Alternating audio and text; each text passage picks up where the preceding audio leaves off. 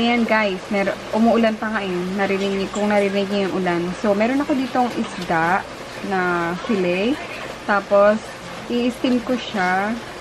Nilagyan ko ng, yun, merong isda. Nilagyan ko siya ng toyo at saka konting olive oil. Tapos, maraming luya at saka parsley. Tapos, i-bake ko siya ng 350 Fahrenheit 20 to 25 minutes.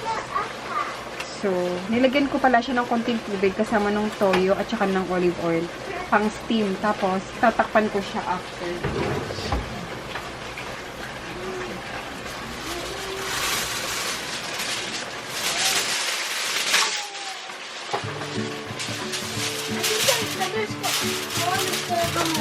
Yeah.